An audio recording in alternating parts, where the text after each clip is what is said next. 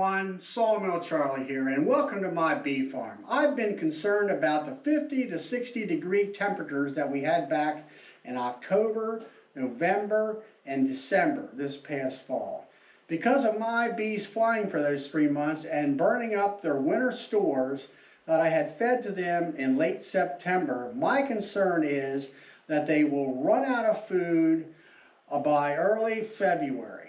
Today, I'd like to show you how to make sugar shims for emergency feeding of your bees. The first shim is a normal shim that you use to feed pollen patties and sugar bricks. The second shim, I have stapled 1/2-inch hardware cloth to the bottom using 1/4-inch crown staples. I have put a spacer that is 1/4 inch thick and stapled it in place with 1/4 inch crown staples. The idea of this spacer is to give bee space between the bottom of the hardware cloth and the top of the frames in the beehives.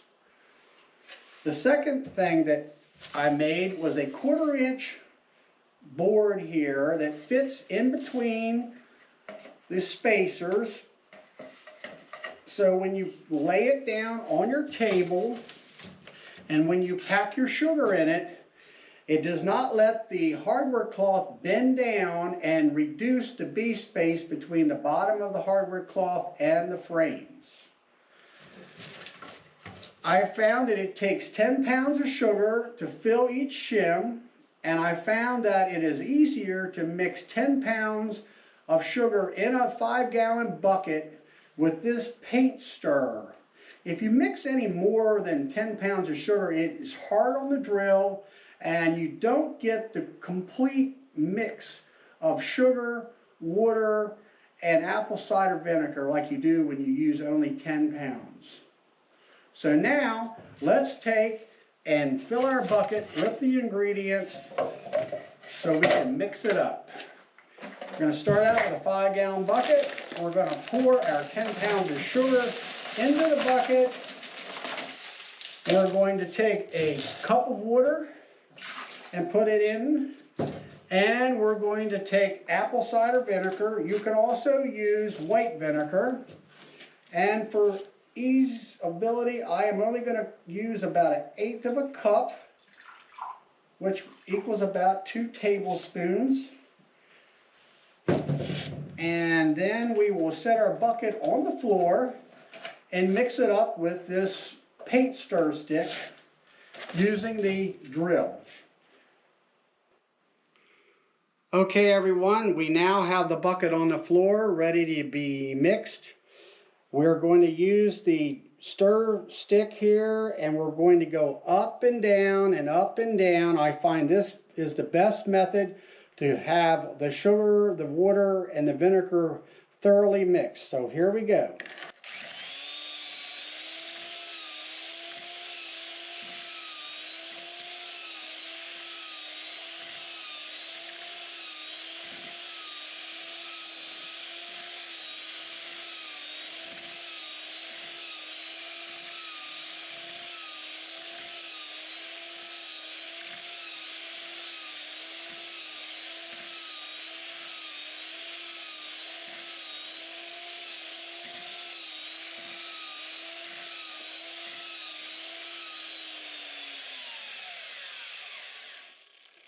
Alright, the sugar now is thoroughly mixed.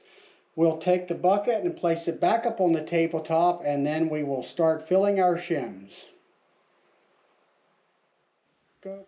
Okay everyone, we've got our bucket of wet sugar up here. We have our shim that has our 1/2-inch hardware cloth.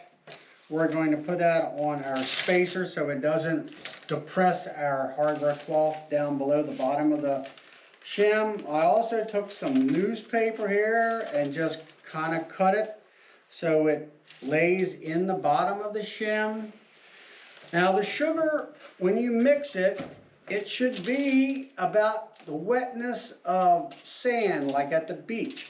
It also should be able to make a sort of like a snowball and without it falling apart.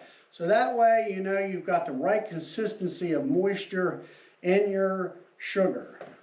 So we're going to go ahead, I'm going to use this bread pan as my scoop, and we're going to scoop the sugar into the shim, and we're going to level it out and kind of compress it all at the same time.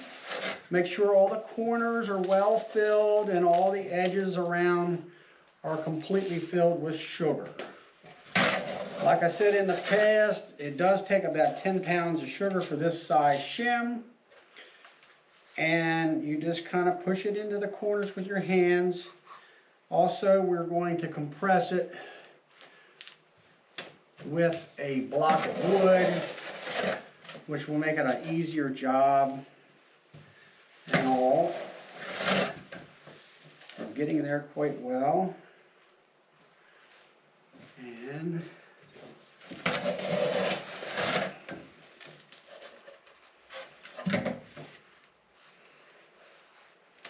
now what I do is I just take just a common little block of wood here, and I press it down with that. You can take most anything as long as it's got a flat surface. Kind of push it down in the corners, the sugar. Make sure all your edges are packed quite tightly. Go around the edges with this block, and then work on the center of the sugar. And you'll also lay it down flat like so and compress it. And you want to get all the air out of it and make it as compressed tightly as possible so it'll stay in the shim and you get as much sugar in there as possible. We're just about done here.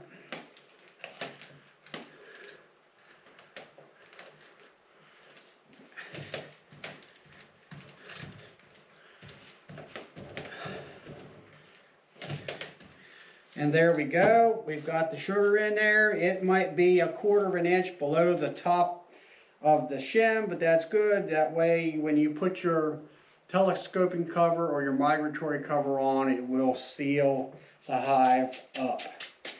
Let's go ahead and I'm going to pick it up and show you what the bottom looks like. And there it is. It's got the paper on it. And of course, the bees will go through that and eat that and get right into their sugar without any problems. Alright everyone, here's the second shim that I showed you in the previous part of this video. I am going to take and put this on the tabletop, on top of this piece of coroplast.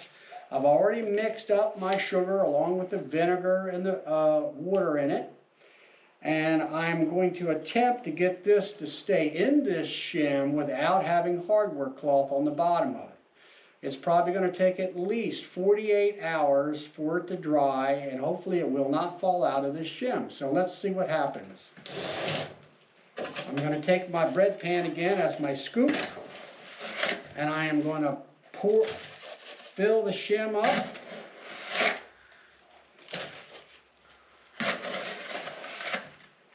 And pack it down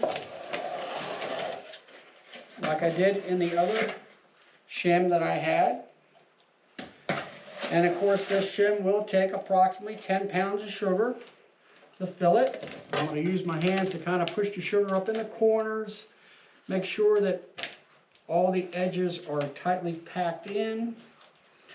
And of course I will use my block of wood to compress it in as tightly as possible and get all the air out of the sugar so it will harden up into like a solid brick of cement almost as it dries. And we're leveling it off like so. I'm going to take the block of wood, kind of compress it. Might have to add some more sugar to it.